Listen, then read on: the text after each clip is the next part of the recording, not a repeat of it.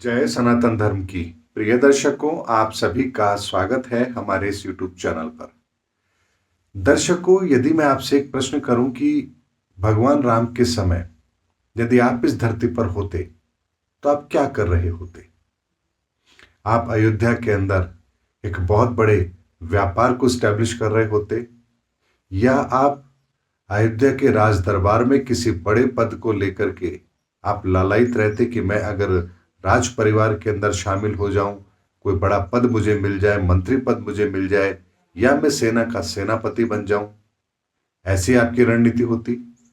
या आप किसी गांव, किसी कबीले के सरदार बनना चाहते? या आप लंका के अंदर जो रावण था उसकी लंका के अंदर कोई बहुत बड़े भवन के मालिक, बहुत बड़े व्यापारी, या हीरे जवाहरात के व्यापारी, या कुछ इस तरह का बनना आप पसंद करते? आपकी रणनीति आखिर होती क्या? ऐसा तो नहीं होगा दर्शकों कि भगवान राम के समय पर केवल चंद मुट्ठी भर लोग ही होंगे। उस समय भी हजारों लाखों लोग होंगे, लेकिन आप में से, हम में से कितने लोग हैं जो उन सबको जानते हैं, या उनके संदर्भ में हमें पुराणों में उल्लेख मिलता है? यानी उस समय पर भी इस धरती पर ऐसे लोग थे जो अपनी अपनी परिस्थितियों के अनुसार अपना अपना निर्णय ले रहे थे, जबकि इस धरती पर उस समय रामायण काल के अंदर कितनी बड़ी ईश्वरीय लीला हो रही थी। भगवान कृष्ण के समय की बात ले लीजिए। उस समय पर भी अगर आप इस धरती पर होते तो आप किसको प्राथमिकता देते? आपका व्यापार अच्छा चले, आपका साम्राज्य अच्छा हो, आपके पास धन दौलत हो, एक बेटा तो भगवान दे ही दो, अरे अभी तो शादी नहीं हुई, भगवान शादी करवा दो, व्यापार सेट नहीं हुआ, व्यापार करवा दो, या फिर मेरी प्रसिद्धि इतनी हो कि शहर के सभी लोग मुझे जाने कि हाँ, ये बहुत बड़े संपन्न व्यक्ति हैं। आपकी प्राथमिकता आखिर क्या रहती? दर्शकों, ये प्रश्न अपने आप से इसलिए करना क्योंकि ये जो समय चल रहा है ये भी ठीक इसी तरह का है जब इस धरती पर बहुत बड़ा परिवर्तन लागू होने को है, और आज भी हम सब अपनी इन्हीं परिस्थितियों के अंदर हैं। मेरी नौकरी के अंदर प्रमोशन कब मिलेगा? मेरी नौकरी कब लगेगी? मेरी शादी कब होगी? मेरे बच्चे कब होंगे? और अगर किसी तरह से उनको ये पता लग भी जाए कि भाई ये समय तो युग परिवर्तन का है, विनाश की लीला अपनी चरम सीमा पर आने को है, ऐसे में भी उनका प्रश्न क्या होता है पता है दर्शकों? ये आप लोगों का भी प्रश्न हो सकता है और आप लोगों का उत्तर भी हो सकता है। जो दुनिया के साथ होगा वो हमारे साथ भी हो जाएगा। जब दुनिया मरेगी तो हम भी मर जाएंगे, क्या फर्क पड़ता है? एक उत्तर ये है। फिर दूसरा उत्तर होता है, तो क्या सोना खरीद ले? क्या शेयर बाजार से पैसा निकाल ले? यानी इतनी भयानकता को देखने के बाद भी, समझने के बाद भी व्यक्ति केवल और केवल अपने संसाधनों को बचाने की कोशिश कर रहा है, स्वयं को बचाने के बारे में तो वो सोचता भी नहीं है। लेकिन बात आती है दर्शकों, हम इतना विचार करें क्यों? बहुत से लोगों को लगेगा अरे फिलॉसफी की बातें हैं, ये आजकल एस्ट्रोलॉजर साहब न जाने कौन कौन सी बातें करते हैं, सत्संग सुनाने बैठ जाते हैं। लेकिन दर्शकों, ज्यादा समय नहीं है, केवल 2-4 महीने के बाद में आप लोगों को यह भी पता लग जाएगा कि वास्तविक एस्ट्रोलॉजी क्या है। और जो भी मैं कहता हूं, एस्ट्रोलॉजी के बिना या एस्ट्रोलॉजी से बाहर एक शब्द भी नहीं कहता हूं, चाहे फिर आपको वो फिलॉसफी लगे या आपको फिर सत्संग लगे। इसीलिए दर्शकों, यदि आप ये सोच रहे हैं कि दुनिया में जो होना है वो तो हो जाएगा, फर्क क्या पड़ता है?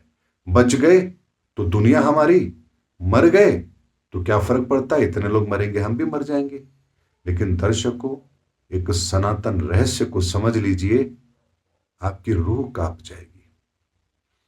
जिस समय हम मृत्यु का वर्ण करते हैं या मृत्यु हमें प्राप्त होती है, और उस समय जो पीड़ा हम महसूस कर रहे होते हैं या जो आनंद हम ले रहे होते हैं, हमारे अगले जन्म तक वही ऊर्जाओं का संसार हमारे साथ रहता है। और वही कष्ट या वही आनंद हम अगले जन्म तक, यानी अगले जन्म लेने तक सूक्ष्म शरीर के रूप में वो पीड़ा या वो आनंद हमारे साथ होता है। जैसे आपको एक उदाहरण देता हूं गाजी सरकार का। गाजी सरकार बहराइच उत्तर प्रदेश के आसपास का इलाका है। आप नेट पर भी ढूंढेंगे तो आपको उनकी पूरी जीवनी मिल जाएगी। युद्ध के अंदर उनकी गर्दन काट दी गई थी। आज भी गाजी सरकार सूक्ष्म शरीर के अंदर बिना गर्दन की ही उस ऊर्जा के रूप में विद्यमान है। अगर मान लीजिए कोई व्यक्ति है, बहुत ही असहनीय पीड़ा के बाद में मर रहा है, तो दर्शकों ये शरीर तो उसका छूट जाएगा, लेकिन वो असहनीय पीड़ा वो सूक्ष्म शरीर के साथ उसके साथ कनेक्टेड रहेगी, और जब तक उसको अगला जन्म नहीं मिल जाता तब तक वो पीड़ा उसके साथ रहेगी। और अगले जन्म के अंदर भी वो उन असहनीय पीड़ाओं को महसूस करेगा, डॉक्टरों के पास जाएगा, इलाज कराएगा, प्रॉब्लम कुछ है नहीं, डॉक्टर इलाज क्या करें, लेकिन वो अपनी उन शारीरिक पीड़ाओं को महसूस कर रहा है। उन यातनाओं की परिस्थितियों को वो महसूस कर रहा है। ऐसी बहुत सारी परिस्थितियां हम लोगों के बीच में भी ऐसे बहुत से लोग हैं जो इन परिस्थितियों को फेस करते हैं। इसीलिए मृत्यु के समय यदि आपको आनंद की प्राप्ति है, आप ईश्वर की याद में अपने शरीर को त्याग रहे हैं, तो अगले जन्म तक आप फिर ईश्वर की ही याद में, उनकी ही शरण में रहते हैं, और एक आनंद पूर्वक आपकी वो ऊर्जा इस ब्रह्मांड में विचरण करती है। लेकिन किसी प्राकृतिक आपदा में आप मर रहे हैं, युद्ध के अंदर मर रहे हैं, ऐसी परिस्थितियों में आपका अंत हो रहा है जो बहुत ही दयनीय है, तो यकीन मानिए शरीर तो समाप्त होगा, लेकिन आपकी वो पीड़ा जन्म जन्मांतर तक आपका पीछा नहीं छोड़ेगी। इसीलिए अपने जीवन के अंदर उन परिस्थितियों को समझिए कि ये विकट परिस्थिति हम सबके लिए कितनी विकट है। चाहे बेशक हम एक बम गिरेगा मर जाएंगे, उसके अंदर क्या फर्क पड़ता है? दर्शकों, बहुत फर्क पड़ता है। वो जो असहनीय पीड़ा है, वो जो युद्ध के अंदर घायल होने के बाद की पीड़ा है, वो पीड़ा आपके साथ हमेशा रहने वाली है। अश्वत्थामा, उसको श्राप मिला था, भगवान श्री कृष्ण ने उसकी मणि को निकाल लिया था, सर पर घाव रिश्ता है, आज भी वो घाव लेकर घूमता है। ऐसे बहुत से लोग हैं जो अपने शरीर के अंदर किसी चोट का निशान जन्म के साथ लेकर के बैठे हैं। ये आखिर चोट का निशान उनके ऊपर आया कैसे?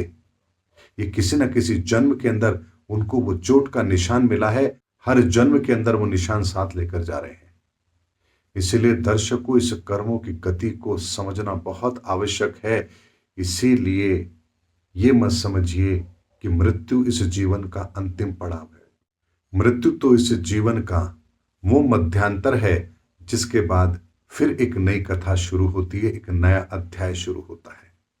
इसीलिए अपने जन्म जन्मांतर के इन अध्यायों को समझिए। अब ईश्वर इस धरती पर सनातन की स्थापना करने जा रहे हैं, उसके साथ जुड़िए।